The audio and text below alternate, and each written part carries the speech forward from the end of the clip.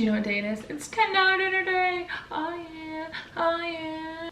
I love bringing you guys $10 dinners. It is always so much fun for me when I make a meal to see if it's a $10 dinner, to add up all the ingredients and see how little or sometimes how much it costs, and those are the ones I don't share with you guys. But it's really a nice comparison, because if you think of the end all costs of per person, I add everything up at the end and I divide it by 5 because we're a family of 5, and you see how little it costs. The maximum it's going to cost is $2 on these videos. You think, if I ordered this from a restaurant and I spent that much money and I got this, I would be pleased. And it always delights me. So it just is a great encouragement to making your meals at home, to stretching your budget, doing it yourself, buying what's on sale, buying what's in season, or what's going to allow you to stretch your budget. So I'm here to share with you another $10 dinner idea. One of my absolute favorite things to make is Asian food. I love making Asian sauces. I like going to a local Asian marketplace here where they sell all of their sauces and noodles and the rice and different things, and it's just super yummy. And I'm sure the way I make it is not gonna taste as delicious or authentic as someone who grew up in that culture, but man, I still love to eat it. I have a friend who recommended this dinner, and this friend is someone that I would, if she told me that stinky shoe stew was delicious, I would trust her, because I admire her so much as a woman, as a wife, as a mother, as a homemaker. She is just someone that I have nothing but admiration for. So when she recommended this dinner, I definitely wanted to try it out. And then come to find out, the recipe came from the Pioneer Woman, who has never failed me yet. So between the Pioneer Woman and my friend's recommendation, I tried it out. It's sesame noodles, and it was so good.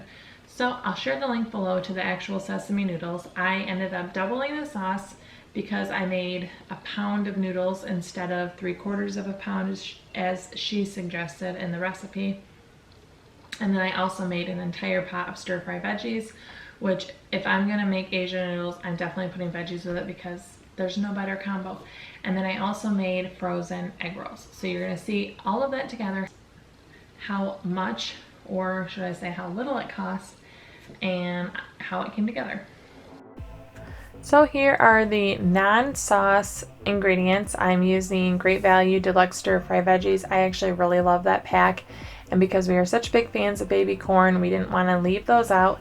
So I am adding the entire package of veggies as well as the entire can of corn, and I have them just simmering here on the stove with a little bit of extra virgin olive oil. I put very little in the pan, and it will be thinned out with all of the defrosting of the vegetables. That'll add some liquid to the pan, and I really just am getting them soft so that when I add some of the sauce that I made for the sesame noodles, I'll add the same exact sauce right into these noodles, and it will cook wonderfully. I am getting the egg rolls onto a cookie sheet to bake in the oven. The box has 15 miniature egg rolls, and so I make 5 of them, and then it actually does come with 3 of the red sauce to dip your egg roll in. And we really like to get the veggie ones because one of my daughters won't eat meat, and I think these are very simple and a decent side to have. So those are ready to go in the oven. So I followed pretty closely to the sauce recipe, but I did want to share with you guys that I didn't show how I mixed it or the individual prices for each sauce because it's so many separate ingredients, but I mixed it all together according to her directions and got the total cost of $4.03. But again, I just doubled every single thing, and I used chili garlic oil instead of her chili sauce. So I did it just a little different, and you can see I have my linguine cooked, and I'm adding a lot of my sauce there, and then I'm adding the rest of the sauce into the vegetables. And the vegetables I like to coat separately because I want everyone to get the same sesame flavor, whether they have mostly veggies and a little bit of noodles or a little bit of noodles and mostly veggies. They're meant to go together, so I really want to have the sauce be exactly the same, which is why I doubled the amounts that she said in her recipe.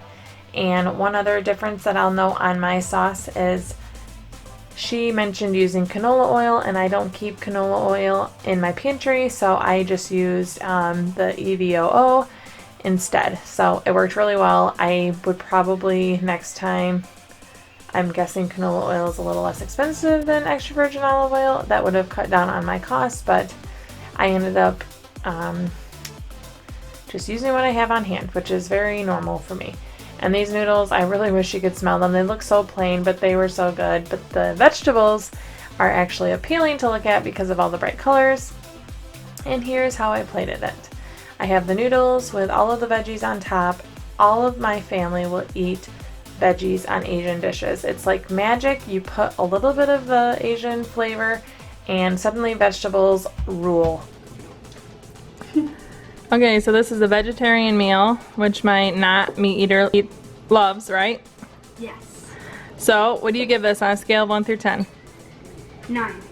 What would make it better? More spiciness. You added sriracha, didn't you? Yes. And Cuckoo Bear gives it? A 10.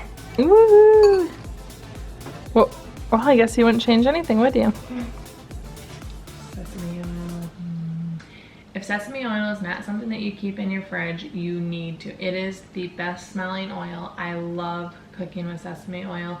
I even like to just cook up chicken breast and a little bit of sesame oil, and it's good to go. I mean, it's not gonna blow your socks up, but it's good to go. It's a good basic food. Sesame oil is a little more expensive than other oils, but totally worth the investment and definitely worth keeping stocked in your pantry. It's so yummy. We don't have the same flavor profiles or flavor preferences in my family, so one thing that we can always agree on is a good, yummy stir fry.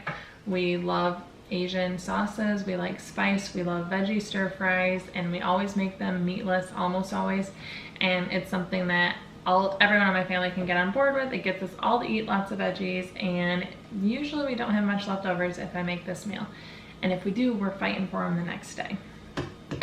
So let me know if you've ever made sesame noodles before, or if you have any recipes that you love from the Pioneer Woman. I also really love her Alfredo sauce, and I really love her restaurant style salsa. I make both of them. We do change it up a bit, but her recipe was our base inspiration. And just like this sesame noodles, I use her as the base and I change it just a little bit, but it's so delicious and it's our absolute favorite. So obviously I recorded this part after I made the dinner, and man oh man, I want to eat them again right now. So I hope you try this out. Go check out the Pioneer Woman's website for the official instructions, but I hope you enjoyed this video. Stay tuned as a subscriber to see next week's $10 dinner, my grocery hauls, and whatever random food video I come up with for Wednesdays. Thanks so much for checking it out. I really appreciate you guys.